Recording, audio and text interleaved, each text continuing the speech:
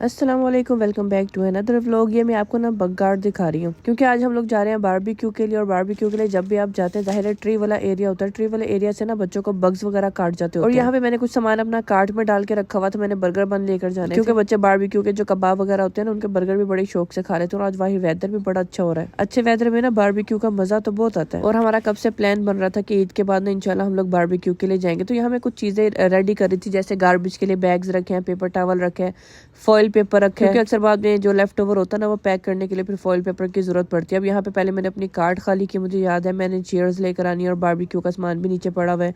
एहतियातन मैंने यहाँ बच्चों के अपर वगैरह भी रख लिया कि मौसम का कोई पता नहीं है ठंडा कब हो जाए। यहाँ मौसम का ये बहुत मसला रहता है। ये पॉट भी मैंने साथ लेकर जाना है क्योंकि इसके अंदर हम लोगों ने चाय बनानी है। और चारकोल के ऊपर जब आप ये जो कॉर्न होती है ना इनको भी बेक करते हैं, ये इतने मजे की बनती है। चीजें वीजें रेडी करने के साथ साथ यहाँ पर अभी नाश्ते की तैयारी हो रही है। जितनी देर में मैंने बाकी चीजें रेडी की इतनी देर में सब लोग उठ गए। मैं चलो पहले इनको नाश्ता दे दो। उसके लिए मैंने चाय बनाई और ये बेगल बनाए। बेगल हस्बैंड और बच्चे जो है ना बड़े शौक से खा लेते हैं, हुज़ैफा भी खा लेता है, मुझे भी बड़ा अच्छा लगता है सेसमी सीड वाला बेगल। और ये यूसुफ ने वाफल खाना था तो इसको मैंने एक स्ट्रॉबेरी वाला और एक रेसबेरी वाला वाफल बनाकर दे दिया। सबकी डिफरेंट डिफरेंट चॉइस होती है ना, मैंने रस खाने थे, हमजा ने भी रस खाने थे।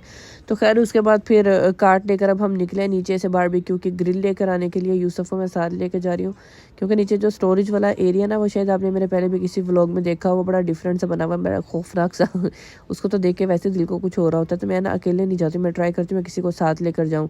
तो खैर यहाँ से स्टोरेज रूम की मैं कीज़ लेने के लिए जा रही हूँ क्योंकि स्टोरेज रूम की कीज़ हमारे पास नहीं होती है ना, अथॉरिटीज़ के पास होती है। तो जब भी आपने स्टोर रूम में जाना होता है तो आपने अथॉरिटी से आकर कीज़ लेनी होती है। आप अपने घर की कीज़ इन्हें देते हैं, ये फिर आपको स्टोरेज रूम की कीज़ देते हैं।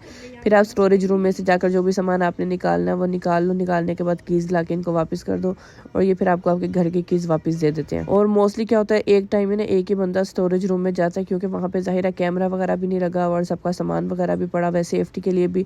या स्टोरेज रूम में जाकर कोई ऐसे फाइट वाइट ना करे, कोई किसी को नुकसान ना पहुंचाए। तो एक ही बंदा कीज़ लेकर जाता है और जब वो कीज़ वापस करता है तो फिर अगला बंदा जाता है। तो मैंने कहा ये भी अच्छा है, सारे इकट्ठे नहीं स्टोरेज रूम में घुस जाते हैं। अभी आप देखना जरा, मैं आपको जाकर दिखाती हूँ कि स्टोरेज रूम कैसे बना हुआ है। मैं लास्ट टाइम वहाँ से पता नहीं कुछ लेने रखने गई थी, मैंने तब भी दिखाया। यहाँ पर आई थिंक 3 के 4 स्टोरेज रूम है और सबके सेपरेट सेपरेट कीज़ हैं। आई थिंक 3 4 या 4 5 स्टोरेज रूम होंगे। लाइक जो मेन रूम है उसके अंदर छोटे छोटे से सेक्शन बने हुए हैं बाकी सबके लिए। तो खैर हम जा रहे थे एलिवेटर में क्योंकि स्टोरेज रूम जो है वो हमारी बिल्डिंग का जो बेसमेंट है ना उसमें बना हुआ है। और ऊपर वाले एरिया में सिर्फ हमारे पास जैसे वार्डरोब होती है और लॉन्ड्री रूम होता है और बाकी जो स्टोरेज एक्स्ट्रा होते हैं ना जिसमें हमने एक्स्ट्रा सामान रखना होता है वो यहाँ नीचे बेसमेंट में बना हुआ है। और पहले मुझे ऐसा लगता था शायद यहाँ पे सिर्फ स्टोरेज रूम है, बाद में मुझे पता चला नहीं बाहर पार्किंग एरिया भी है। फिर मुझे थोड़ी तसल्ली हुई कि अच्छा चलो एटलीस्ट पार्किंग एरिया भी है, किसी ना किसी का आना जाना यहाँ पे लगा रहता है। वरना कई बार क्या हुआ जब स्टार्टिंग में मैं आती थी ना मुझे इतना डर लगता था ना नीचे आके कि यार हम बेसमेंट में जा रहे हैं सिर्फ अकेले, वो भी वहाँ से स्टोरेज रूम से चीज़ लेने के लिए, कोई है भी नहीं नीचे। तो फिर अभी क्या होता है अब आदत हो गई है ना आने की, और वैसे भी पार्किंग एरिया है, लोग अपनी गाड़ियों में आ जा भी रहे होते हैं, एलिवेटर के पास भी खड़े होते हैं, तो अभी आते हुए उतना ज़्यादा वो होता नहीं है। लेकिन फिर भी मैंने ट्राई करती हूँ अकेले नहीं आऊँ। देखो ज़रा कितना खौफनाक सा बना हुआ ना, लाइट बंद करके वो पीछे दूर तक देखो तो ऐसा हॉरर ही लग रहा होता है। तो अंदर आकर खैर पहले अल्लाह का नाम लेकर हम लोग लाइट ऑन करते हैं, उसके बाद कार्ड लेकर भी मैं अंदर यहाँ ऐसे जेलों के जैसे छोटे छोटे से सेक्शन बने हुए हैं जिसके अंदर आपने अपना सामान रखना होता है। और ये मैंने भी अपना जो सामान रखा हुआ, जो मेरे लगेज बैग है ना इसी तरह से एक दूसरे के ऊपर करके रखे हुए हैं। और इसमें क्या होता है कि जब आपको एक बैग में से कोई चीज़ निकालनी है ना तो ऊपर से आपको बाकी सारे बैग निकालने पड़ते हैं। अभी जैसे ये मुझे ये फोल्डिंग वाली ये जो चेयर है, बीच वाली चेयर्स, ये भी जाहिर है लेकर जानी है। चेयर हमारे पास 4 है और हम लोग 5 है, एक चेयर अभी मुझे और भी लेनी है क्योंकि फिर सबने बैठना होना फिर पूरी नहीं आती है। तो चेयर्स निकाल के मैंने यहाँ से बाहर रखी और उसके बाद यूसुफ का जो सैंड टॉयज थे ना बीच वगैरह पे खेलने के लिए वो लिए, चारकोल लिए, ग्रिल मशीन ली, लाइक जो भी हमारा बारबेक्यू का सामान नीचे पड़ा हुआ था वो सारा मैं यहाँ से लेकर जा रही हूँ। और चारकोल क्योंकि ये इनफ नहीं थे, अभी हमें और भी बस। अब वापस लाइट को हमने बंद कर दिया और हम अब जा रहे हैं ऊपर।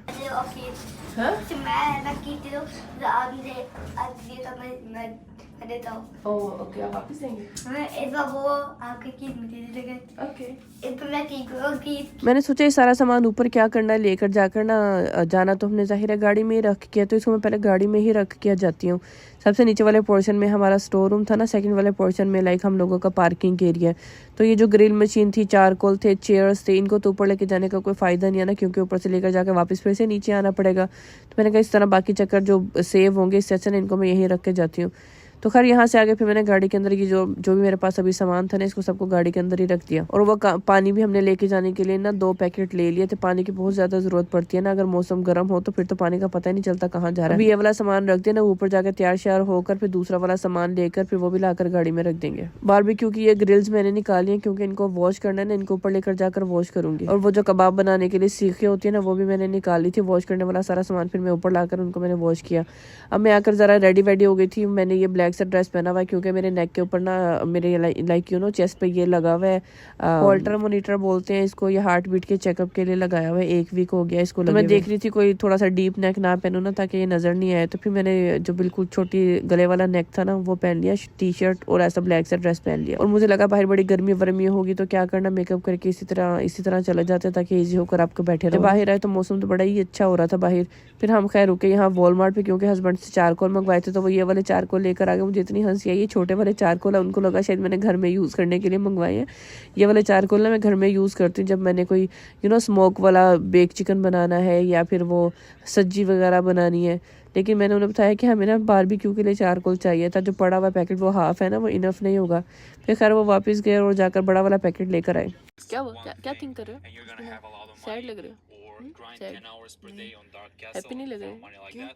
ऐसे सनस्क्रीन मैंने अच्छे से लगा ली, सनग्लासेस मैंने साथ में ले ली। आजकल पता नहीं मेरी आंखों को इतनी इरिटेशन क्यों होने लग जाती है। जैसे मैं धूप में आती हूँ ना, मेरी आंखों में ऐसे चुभन और जलन सी शुरू हो जाती है। अब मैं ट्राई करती हूँ कि मैं ना सनग्लासेस लगा के रखूँ। मुझे लगता है मेरी आईज में ना बहुत सेंसिटिविटी हो गई है। अभी गाड़ी के अंदर भी ना इतनी हीट लग रही थी ना, बाहर ऐसे बादल भी आए थे फिर भी ऐसे लग रहा था मौसम गर्म है। खैर हम इस वाले पार्क में पहुंच गए हैं। लास्ट टाइम भी हमने 1-2 बारबेक्यू ना इसी पार्क में किए थे। पता नहीं पैरामानेड ऐसे करके इसका कोई पार्क का नाम है। यहाँ पे कहीं बोर्ड पे भी लिखा हुआ आ रहा था, अगर आप स्क्रीन रोक कर देखना चाहें तो आप देख सकते हैं। लेकिन इशू क्या हुआ, पहले जब हमने 1-2 दफ़ा यहाँ बारबेक्यू किया ना, तब तो हमें कोई मसला नहीं हुआ, हमने बड़े आराम से आकर बारबेक्यू कर लिया। इस बार जब हम अपना सामान निकाल रहे थे ना, हमारी गाड़ी के पास एक लेडी गुजरी है, तो वो हमें कहती है कि आप लोग यहाँ पर ना बारबेक्यू नहीं करो, पेट्रोलिंग वाले फिर रहे हैं क्योंकि यहाँ पे बारबेक्यू अलाउ नहीं है। तो वो फिर ऐसा ना हो आपको फ़ाइन कर दे, $300 फ़ाइन होता है अगर आप किसी ऐसी जगह पर बारबेक्यू करो जहाँ पे अलाउ नहीं है।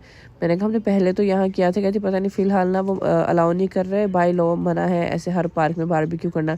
हालांकि हमें इतनी प्यारी जगह मिल गई थी ना यहाँ दरख्तों के पास, तो देखो बेंचेस पड़े हुए थे, हस्बैंड वहाँ जाके बैठे हुए, कार्ट भी मैंने ला के रखी हुई। फिर बाकी सारी फ्रेंड्स के साथ भी हमने डिसाइड किया। फिर मैंने कहा यार ऐसा ना हो बाकी में हमें बिला वजह का $300 का फ़ाइन पड़ जाए, हम चलते हैं यहाँ से। वहाँ से खैर फिर हम चले गए। अभी हम सेकंड वाले पार्क में आए थे। इस पार्क का नाम है सेंटेनियल पार्क है, हम मिसिसागा में ही है, टोबिको रोड पे। ये वाला पार्क भी ना काफ़ी खुला और वाइड बना हुआ है। लेकिन हम जिस पार्किंग एरिया में आए थे ना, ये सपोर्ट वाला पार्किंग एरिया था, तो यहाँ पे तो कहीं बारबेक्यू की जगह नहीं थी। फिर मैंने खैर सर्च वर्च किया तो पिकनिक पॉइंट ना दूसरी साइड पे था, ये पिकनिक पॉइंट नंबर 5 था। तो ये पिकनिक पॉइंट 5 पे आकर यहाँ पर खैर हमने अपनी चेयर्स वेयर्स रखी। बच्चे भी कह रहे थे यार हम इतना थक गए हैं, हमें कहीं लेकर बैठ जाओ। मैंने कहा ये जगह ही ढूंढ रहे हैं हम लोग। खैर ये वाली जगह तो हमें बड़ी अच्छी मिल गई, लेकिन जैसे ही हम यहाँ पर पहुंचे, यहाँ ना बारिश होने लग गई। तो बड़ी मुश्किल से हमने चेयर्स को ना दरख्तों के नीचे किया हुआ, चादरें वादरें भी दरख्तों के नीचे कर ली। वो पीछे वाली साइड पर ना सारी बारिश हो रही है और अच्छी खासी बारिश होने लगी थी कि लाइक कपड़े गीले हो गए, चीज़ें गीली हो गई सारी। लेकिन अब ऑप्शन नहीं थी, हमने बारबेक्यू स्टार्ट भी कर लिया हुआ था, वैसे छोड़ के जा भी नहीं सकते थे कहीं। अल्लाह अल्लाह करके कोई आधा पौना घंटा या 1-1.5 घंटा आई थिंक बारिश होती रही है। तो उसके बाद फिर जब वो ख़त्म हो गई फिर थोड़ा सा सुकून आया। चादर भी हमारी ज़ाहिर है गीली हो गई, चेयर्स भी बस ऐसी थी, बैठ के गुजारा ही किया।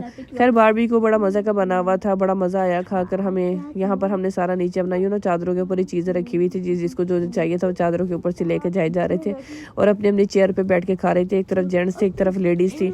उसके बाद ठंडे मौसम में चाय के बगैर तो आपका बारबेक्यू होता नहीं है, और कोयलों वाली ही हम लोग फिर चाय बना लेते हैं। वो जो मैं पोर्ट घर से लेकर आई थी ना, उसी के ऊपर बना ली।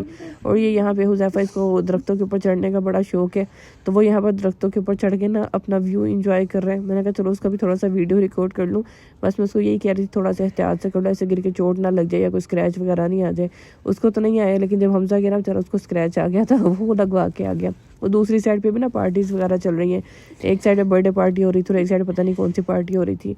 बारबेक्यू क्योंकि जेंट्स लोग कर रहे थे ना, मैं उस तरफ गई नहीं उसकी पिक्चर बनाने के लिए या वीडियो के लिए, और मुझे याद भी नहीं रहा जो हमने खाया था मैं उसी की वीडियो बना लेती, मैं वो भी भूल गई। तो खैर हमें बड़ा मज़ा आया, बड़ा हमने इन्जॉय किया। ये कुछ left over cold drinks Yusuf को बड़ा दिल कर रहा था पीने का, तो वो अपनी पॉकेट में डाल कर लेकर आ गया। और रास्ते में ना यूसुफ को ये ट्री इतने अच्छे लग रहे हो, कह रहा था कि मेरी इस ट्री के पास ना वीडियो या पिक्चर बना लो। मैंने कहा जो मैं आपकी वीडियो पिक्चर बना देती हूँ।